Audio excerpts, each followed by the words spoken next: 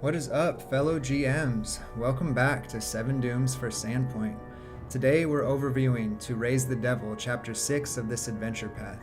This chapter and this level of the pit is intended for 8th level characters. If you haven't already seen the GM overviews for previous chapters, I'm putting those in the upper corner of the screen right now.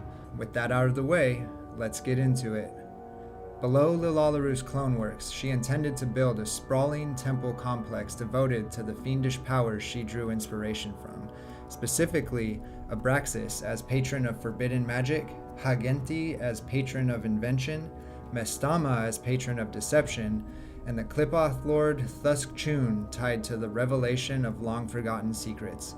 Her plan was practical in that cold Thessalonian way. This depth of the pit is already tainted by abyssal energy, and Liralarue hoped to harness that influence to make conjuration, especially summoning demonic minions, easier, stronger, and more reliable. But, like everything with Liralarue, she never finished. Cloning, clockworks, and her long game of becoming the 8th Rune Lord took priority, and this temple level became a half-built skeleton of an idea. Some chambers beautifully carved and preserved, others left as raw caverns, and the whole place eventually turning into a staging ground for whatever monsters and factions were bold or desperate enough to move in. This level comes in 2 halves that are not directly linked to each other. The Northern Caverns are rough, unlit Darklands linked tunnels that are more like a monster's migration route than a dungeon level. This is where the Midnight Dawn has started staging its forces and where multiple Darklands threats are competing for territory. The southern portion of this level is the semi-finished temple. Well-preserved worked stone, carved abyssal prayers cover the walls, and bright illumination from continual flames set into Sihedron runes in the ceiling. The Devil's disciples have hung incense burners on pythons hammered into the walls, so the air is thick with smoke and the smell of brimstone. Until recently, the main inhabitants of the unfinished temple here were undead remnants of the old priests, spirits and horrors left behind in the half-finished Sanctum. Then, the leader of the Devil's disciples, Jordus Munt, moved in. After he discovered and began using the ghost stone, Jordus learned about the chambers down here, whose properties enhance ritual magic. He brought his most powerful disciples, drove off most of the undead inhabitants, and started preparing the ritual chamber for his masterpiece, a unique rite meant to bind his soul to the Sandpoint Devil and transform himself into something greater. When the PCs killed the Sandpoint Devil earlier in the adventure, Jordus felt it. That loss didn't discourage him, it accelerated him. It convinced him that this moment must come now, that the world had opened up a space for him to fill. He and his disciples worked day and night to complete their ritual, hoping to bind Jordus Munt's soul with the Sandpoint Devil's soul before it's too late. And when the PCs reach the ritual chamber, they discover Jordus is very close to achieving his goal. The only entrance into the southern temple portion of this level is the door from the main shaft of the pit, and it leads into the temple threshold, but the door is sealed with a lock spell. If the PCs want in, they can dispel it, they can force it with athletics, pick it with thievery, or they can just smash it down. Once inside, the chamber hits the senses hard. Brimstone stink, smoldering incense sticks in wall-hung holders, a bubbling cauldron filled with something that smells like stew. To the south, a door has been barricaded with boulders and rubble, as if the cultists are afraid of something coming out. 4 of Jordus's ascended disciples are here at any given time, resting between shifts. The other 4 are in the ritual chamber aiding Jordus. They rotate every 8 hours, and they're under strict orders not to wander the complex unless it's time to swap shifts. When the PCs enter, the disciples immediately fight. They focus fire on anyone who looks like they're trying to slip past and reach Jordus in the ritual chamber. If captured and interrogated, they try a dirty trick. They claim that the barricaded door leads to sacrifices that need saving. The goal is simple: send the PCs into that area and let the crazed undead do their work, which would buy precious time for the ritual. The disciples haven't found a secret door in the west wall. Behind it is a Thessalonian teleportation circle built by Liralarue. another node in her hidden travel network. This teleportation circle functions just as the other ones in the pit, allowing swift travel to and from Sandpoint. Through the southern door is the unfinished chambers. This is where the temple's clean stone gives way to rough cavern. The walls look half carved, like someone started shaping them into rooms and halls, then simply stopped. Then you see the centerpiece, a horrific statue not carved from stone but sculpted from human flesh, stretched and reshaped over a reassembled skeleton. It's a devotional art piece made of people. 2 totenmaskes inhabit this chamber. Long ago, when Earthfall struck, 2 of Liralarue's priests took shelter here. Panicked and terrified, they argued about whether their demonic patrons had ended the world. The argument escalated into violence and they killed each other. Their sins should have dragged them toward abyssal transformation, but instead they lingered here and became totenmasques. When the devil's disciples started pushing into this level, the totenmasques got new material to work with, and now they're arguing over which patron should inspire the hideous statue. They're currently in their living disguises as regal Thessalonian aristocrats in mauve robes. When they see the PCs, they assume they're more devil's disciples and address them in Thessalonian, asking who should be honored, Abraxas or Haagenti. If the party understands them and plays it careful, they can push these 2 undead into fighting each other, turning the room into chaos before the party finishes off whoever survives. If the party can't communicate or answers poorly, the totenmasks quickly decide that the PCs are too ignorant to understand, but still perfectly useful as new material for their statue. Moving through the double doors in the temple threshold leads to a 10-foot wide hallway lined with paired statues. This is the Hallway of Watching Lords. Each statue facing another from the opposite alcove, a twisted hag, a winged bull, a reptilian-faced man with snakes for legs, and a worm-like figure, more obscure and unsettling than the others. The cultists can walk through this hallway without consequence, because the trap here is keyed to punish anyone who isn't chaotic evil. When a non-chaotic evil creature approaches within 20 feet of the door to the ritual chamber, the statues subtly shift, their heads turning, eyes seeming to follow. Then the trap triggers, and 4 brimorak demons appear, 2 behind the party and 2 ahead, creating an instant pincer. Once the brimorak demons are dealt with, the PCs can make their way into the set piece of this section, the ritual chamber. Bright ceiling flames, incense haze hanging in the air, 2 pillars supporting a high ceiling, a ring of pillars surrounding tiered steps that descend into a circular depression, an ancient ritual circle now active again. Jordus Munt stands at the center of the circle, mid-chant, with 4 devoted followers at the cardinal points on the steps, as well as 2 gargoyles altered to resemble the Sandpoint Devil. Jordus does not negotiate. He does not posture. He is furious at the PC's intrusion. He is desperate and determined. He can't leave the center of the circle without disrupting the energies he's built up, so he fights from that point, casting spells, directing his disciples, and unleashing his devil's cursed breath to burn intruders down fast. The chanting cultists are so focused on the ritual that they take a -2 circumstance penalty to initiative. They all fight to the death to protect Jordus and prevent the ritual from being disrupted. When Jordus is slain, as he dies he howls, and the sound echoes with an eerie resemblance to the Sandpoint Devil. Smoke and ash burst from his mouth, briefly forming the devil's shape before spiraling away eastward and down into the pit below. PCs can theorize what happened with religion or occultism. A piece of his soul has been torn away and combined with the soul of the Sandpoint Devil. He did not succeed in what he wanted to do, but in the process something else was created, and now hides deeper in the pit. The ritual circle here is real and usable. Rituals cast within it grant the primary caster a +2 item bonus to ritual checks, and a secondary caster gets a +1 bonus, as long as the primary caster remains in the center. Through the hidden door to the north is the hidden sanctum. This room is quieter, more intimate. Semicircular shelves along the walls hold bronze bowls of unsettling colored liquids. Small statuettes of the fiendish patrons sit like an altar display. A desk and chair occupy the center, and nearby a bedroll and a bulging backpack show someone lived here recently. This was Liralarue's private meditation space, and later Jordus's preparation room. The shelves here are filled with rare abyssal texts on demonology and ritual magic that provide a +1 item bonus to related research and recall knowledge checks. A wand of telepathy and Jordus's journal written in Verisian can be found in the backpack. Studying that journal gives the party the why behind the Devil's Disciples cult. Jordus Munt's backstory, their original plan to feed sacrifices to the Sandpoint Devil and push it toward godhood, Jordus's frustration at the Devil's death, the final pivot, his belief that he can become the replacement, the new incarnation.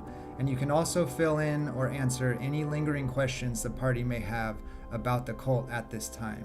This is your room for closure and context into the Devil's Disciples. Now we move to the Northern Caves. The stone stops being clean and carved. The light vanishes. Everything becomes damp, jagged, and rough. These are Darklands linked caverns used as routes, lairs, and staging zones.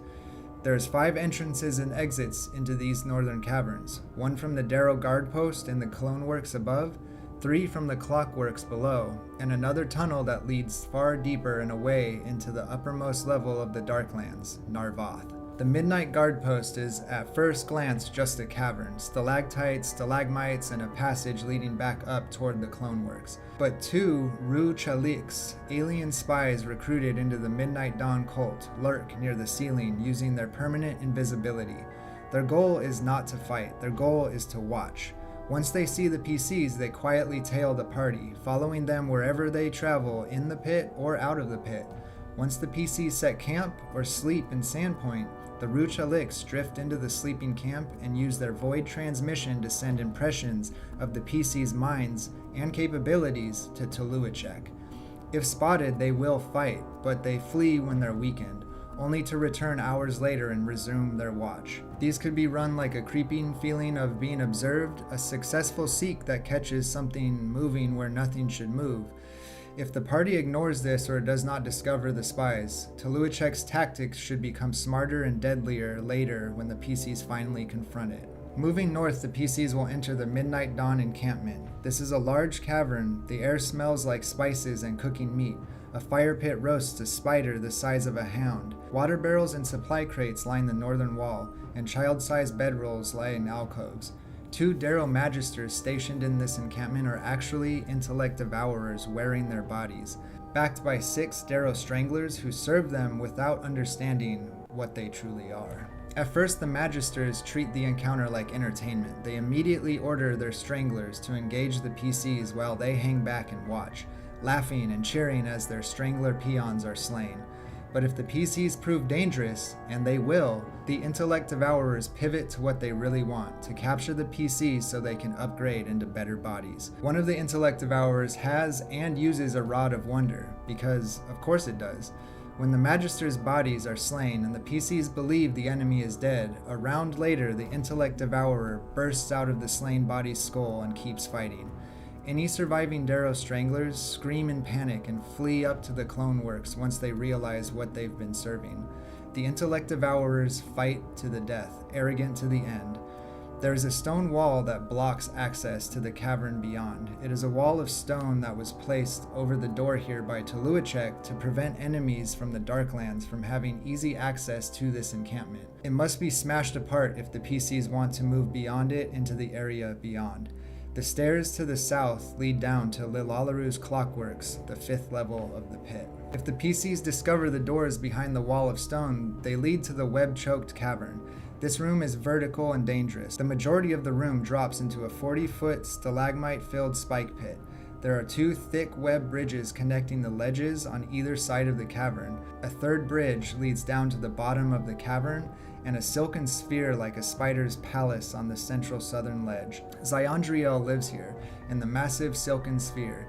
She's a drider exiled from Umberweb, intelligent, condescending, and surprisingly open to conversation. She calls out in Elven, insults the party with phrases like flat-toothed and cave stumblers, and waits to see how they respond. If they attack, she fights gleefully, but will surrender when badly hurt, offering treasure for mercy.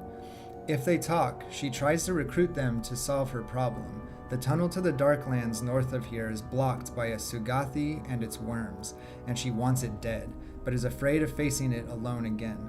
If the PCs make a strong impression, especially if any PC openly worships Calistria, which Ziondriel wears openly, she tries to recruit the PCs to kill the Sugathi for her.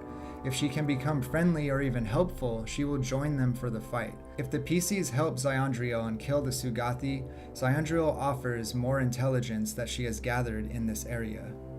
She suspects that the sinkhole to the south leads down to the lair of an even more dangerous fungal creature, but hasn't investigated that yet. She knows that the dero magisters to the west are intellect devourers and reveals that they've gone through several different meat suits in her time here. Previously, they occupied the bodies of Zolgoths, and before that, when she first arrived, they were in Sverfneblin bodies.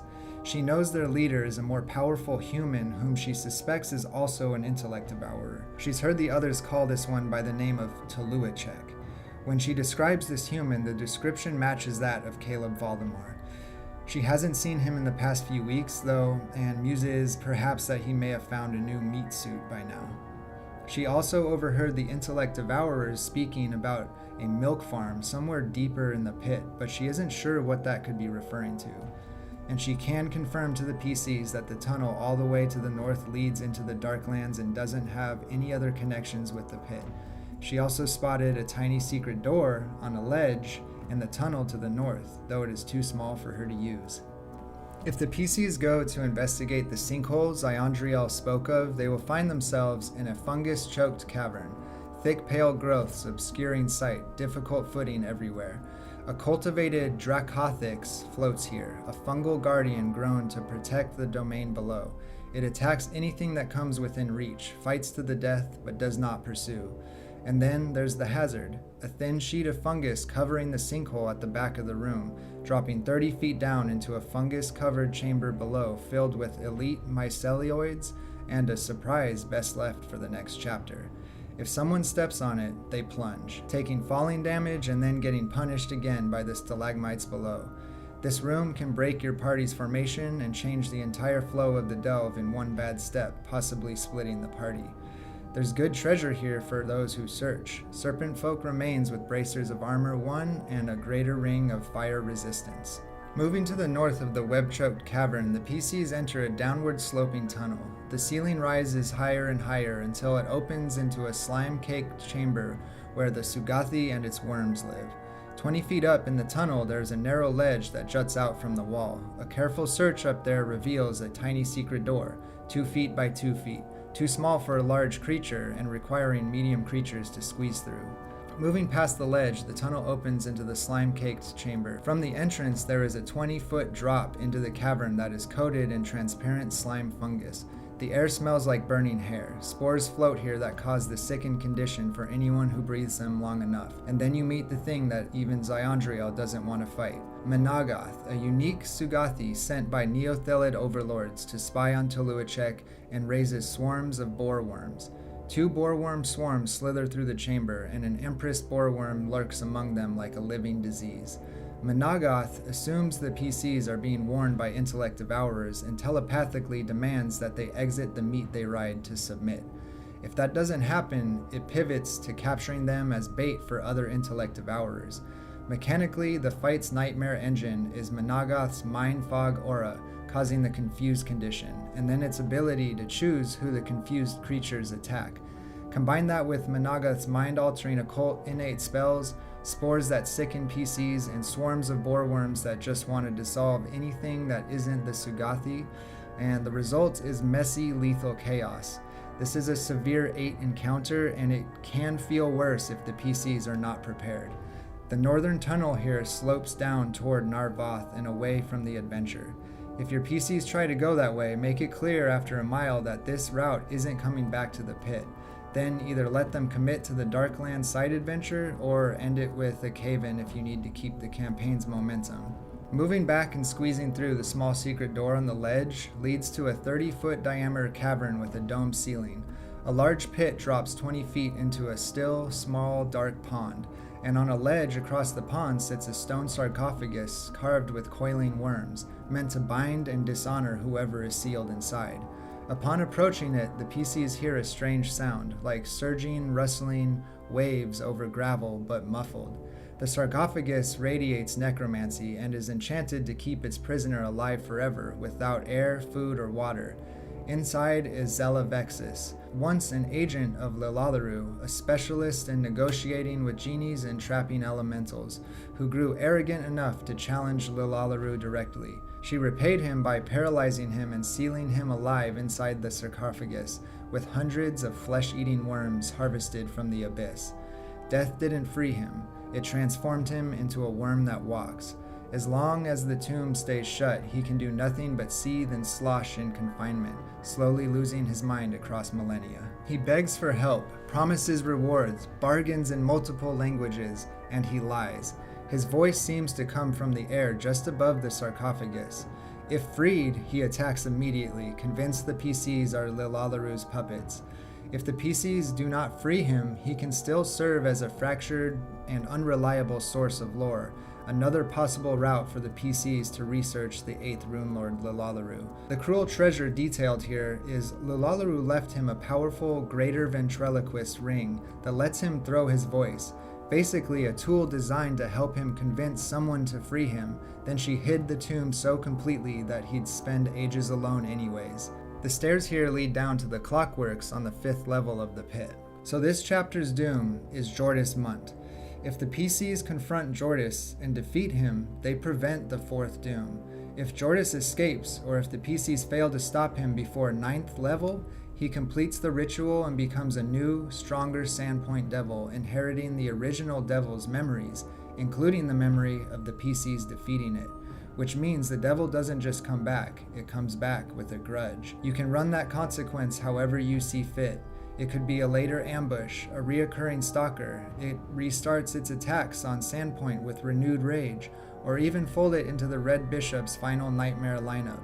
Or all of those things. Mechanically, you're instructed to create and customize the Sandpoint Devil into a severe encounter for the party when it returns in this way. Defeating Jordus before this transformation and preventing the doom earns experience, but earns no reputation because Sandpoint never really realizes how close it came. And that's to raise the devil. By the end of this chapter, your party should have either stopped or failed to stop the ritual that triggers the 4th doom. They'll have pushed deeper into the Midnight Dawn conflict with direct Intellect Devourer encounters. They may have gained a strange but powerful ally in Ziondriel. They'll have learned more about rhu-chalik, bodysuits, and the ominous mention of the deeper milk farm. And most importantly, they'll have opened more routes down into the next depths of the pit, getting closer to the heart of the Midnight Dawn's infrastructure and closer to the Red Bishop, the kind of enemy that doesn't just kill heroes, he uses them. Okay, so I've got some thoughts on this level of the pit and the 4th doom. Because I think it's really easy for Jordus Munt and what's left of the Devil's disciples to get overlooked here. By the time the PCs reach this floor, they've probably already killed the Sandpoint Devil, and if your table just spent the last chapter crawling through the Cloneworks and stopping Oliver Potiker from spreading midnight milk, their brains are going to be locked onto the newest, hottest leads. The Midnight Dawn is real, Caleb Valdemar is tied to it, and now they know what tunnels the cult is using to move deeper into the pit. That's a strong, obvious direction to push in, so it makes total sense that the Midnight Dawn thread could overshadow Jordus's plot. And I honestly don't think that that's totally a bad thing. I think the campaign becomes more dynamic here. The heroes are trying to stop multiple dooms at once, and when they prioritize one threat over another, there are consequences. If they decide to hunt Jordus down and interrupt the ritual, that's great. They prevent the 4th doom. But if they get distracted, chase the Midnight Dawn hard, and hit 9th level before confronting Jordus, then he succeeds and the Sandpoint Devil comes back meaner and more terrifying. I actually like that. It makes the pit feel like it's moving even when the players aren't directly looking at certain aspects. Another thing that I notice about this floor is that it feels smaller than some of the levels above, and I don't think that's because it lacks content, but because of how it's structured. It's basically 2 sections, the Sanctum temple rooms and then the Northern Caverns.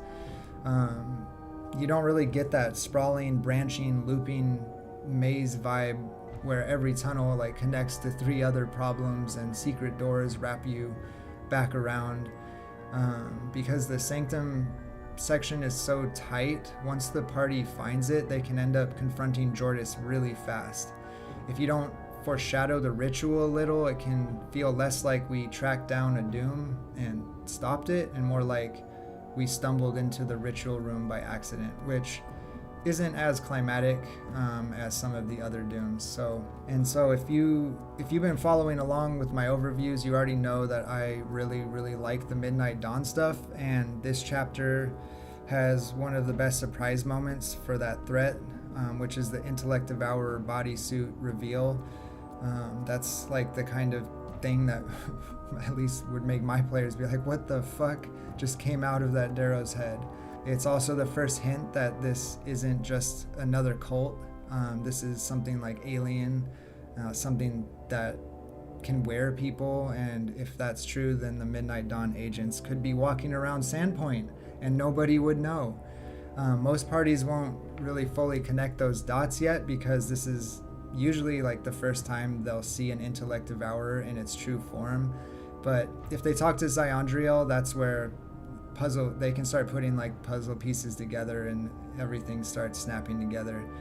But yeah, so even though this level is smaller and tighter, I think it's packed, or it has good moments that push the campaign forward, between the totenmaskes, the Jordus Munt ritual set piece, the rhu-chalik stalking the party, the Midnight Dawn encampment, and Ziondriel holding crucial intel. This floor has a good balance of encounters that can be resolved socially and other ones that can be resolved violently. And it advances the Midnight Dawn mystery in a big way, while also giving the party a chance to finally end the Devil's Disciples' threat for good. And if your players forget about Jordus, cool. Let the Sandpoint Devil come back stronger and meaner. That's a consequence that I think makes the pit feel alive and dynamic. But yeah, so that's it for Chapter 6, To Raise the Devil. Thank you all for watching. I appreciate all of you. And as always, happy GMing.